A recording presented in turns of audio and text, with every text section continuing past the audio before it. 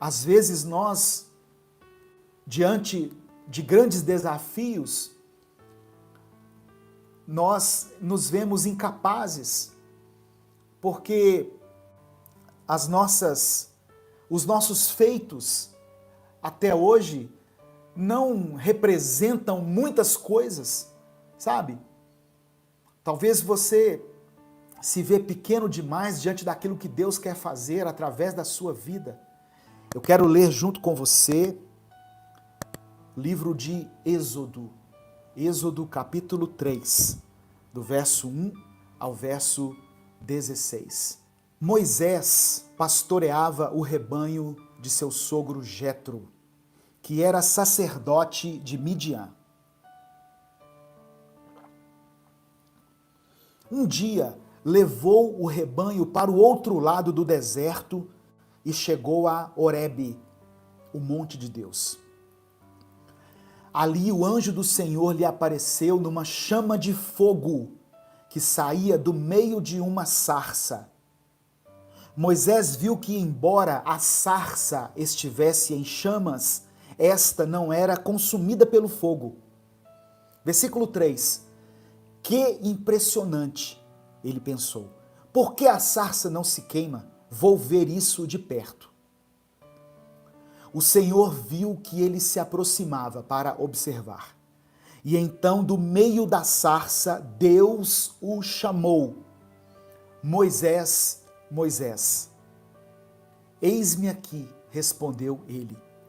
Então disse Deus, não se aproxime, tire as sandálias dos pés, pois o lugar em que você está é terra santa. Disse ainda, eu sou o Deus de seu pai, o Deus de Abraão, o Deus de Isaque, o Deus de Jacó. Então Moisés cobriu o rosto, pois teve medo de olhar para Deus. Disse o Senhor, de fato tenho visto a opressão sobre o meu povo no Egito, e também tenho escutado o seu clamor, por causa dos seus feitores, e sei quanto eles estão sofrendo. Por isso desci para livrá-lo das mãos dos egípcios, e tirá-los daqui para uma terra boa e vasta, onde manam leite e mel, a terra dos cananeus, dos hititas, dos amorreus, dos ferezeus, dos heveus e dos jebuseus. Pois agora o clamor dos israelitas chegou a mim, e tenho visto como os egípcios os oprimem. Vá, pois, agora, eu o envio ao faraó para tirar do Egito o meu povo, os israelitas. Moisés, porém, respondeu a Deus, quem sou eu para apresentar-me ao faraó e tirar os israelitas do Egito? Deus afirmou, eu estarei com você. Esta é a prova de que sou eu quem o envia. Quando você tirar o povo do Egito, vocês prestarão culto a Deus neste monte. Moisés perguntou, quando eu chegar diante dos israelitas e lhes disser, o Deus dos seus antepassados me enviou a vocês, e eles me perguntarem, qual é o nome dele? Que lhes direi? Disse Deus a Moisés, eu sou o que sou. É isso que você dirá aos israelitas, eu sou, me enviou a vocês. Disse também Deus a Moisés, diga aos israelitas, o Senhor, o Deus dos seus antepassados, o Deus de Abraão, o Deus de Isaque, o Deus de Jacó, enviou-me a vocês. Este é o meu nome para sempre, nome pelo qual serei lembrado de geração em geração. Vá, reúna as autoridades de Israel e diga-lhes, o Senhor, o Deus dos seus antepassados, o Deus de Abraão, de Isaque e de Jacó, apareceu a mim e disse, eu virei em auxílio de vocês, pois vi o que lhes tem sido feito no Egito. Então, por ser um bom pastor no meio do deserto, onde não há recursos, Deus confia a Moisés o papel de um libertador. Só que Moisés se encheu de dúvidas, se encheu de argumentos. Quando nós recebemos uma promessa de Deus e as circunstâncias não são favoráveis a nós, nós também permitimos que a dúvida seja gerada em nosso coração. Amém? Só que Deus disse para Moisés, eu serei contigo. Eu serei contigo. Teve um momento que Moisés falou assim, eu não sei nem falar direito, Deus.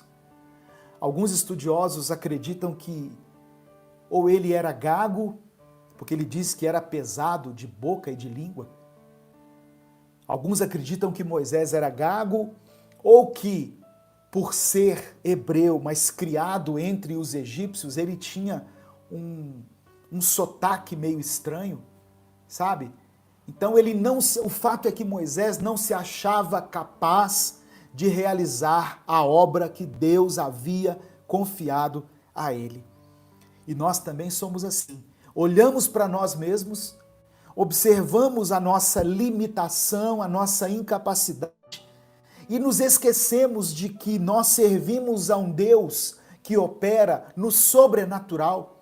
Deus não opera no plano natural. Deus não depende dos recursos naturais para fazer aquilo que Ele quer fazer. Deus só depende que nós digamos a Ele, eis-me aqui, Senhor. Quando ouvir a voz de Deus te chamando para algo, apenas diga, eis-me aqui, Senhor. Só isso. Não olhe para a sua vida, não olhe para a sua limitação. Se Deus te chamou, se Deus te escolheu, certamente Ele é quem vai te capacitar. Amém? Um exemplo disso é a vida de Abraão. Quando Deus chama Abraão, em Gênesis capítulo 12, e Deus fala assim, eu farei de você pai de uma multidão, você será pai de muitas nações, Abraão. Só que Abraão já era velho e era casado com uma esposa estéril e não tinha filhos. Mas mesmo assim, Abraão, num primeiro momento, acreditou. Ele seguiu o comando de Deus, que dizia, sai da tua terra, da tua parentela, ou seja, sai da geografia que você está ocupando, se desliga dos seus parentes e vai para uma terra que eu vou te mostrar. Deus estava propondo um novo tempo na vida de Abraão, mas para isso, para que Abraão entrasse e assumisse esse desafio, esse propósito, era preciso ter fé, porque aos olhos naturais era impossível que Abraão e Sara tivessem filhos. Por isso a palavra do Senhor diz que Abraão creu contra a esperança. Por isso ele é chamado o pai da fé. Onde não haviam possibilidades, ele acreditou nas impossibilidades. Aleluia.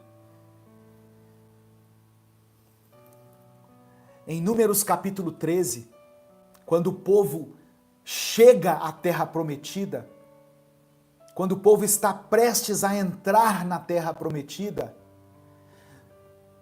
eles enviam antes 12 espias, pessoas para examinar a terra, antes de entrar. Eles escolhem 12 homens e mandam esses homens espiar a terra. 10 deles voltam com um relatório negativo, dizendo assim, a terra é boa, só que tem gigantes. E a Bíblia diz que aos olhos deles, eles se viam pequenos demais, aos olhos deles. Porque eles olharam sobre a perspectiva dos gigantes e não sobre a ótica de Deus. Nós precisamos olhar para a nossa vida, para os nossos desafios, para aquilo que está diante de nós, sob a perspectiva de Deus. Nós temos que olhar para os nossos problemas, para os nossos gigantes, mas sobre a ótica do Senhor. Não sobre a nossa limitação, sobre as nossas condições, mas sobre as promessas de Deus que estão contidas na palavra a nosso respeito. Mas 2 homens entre aqueles 12, 2 homens chamados Josué e Caleb, tiveram uma atitude positiva diante daquele desafio e disseram, olha, realmente lá tem gigantes. Só que esses gigantes, eles poderão ser derrotados por nós. Se Deus quiser, Se Deus nos capacitar, Ele poderá fazer com que nós derrotemos esses gigantes. A nossa atitude, o nosso olhar, a nossa positividade ou a nossa negatividade diante dos problemas, diante dos obstáculos, vai determinar as nossas conquistas. Nós precisamos olhar para a nossa vida como Deus a vê, como Deus nos enxerga, não como o mundo nos enxerga, não como o inimigo nos enxerga, não como as pessoas nos veem, mas como Deus nos vê. Amém?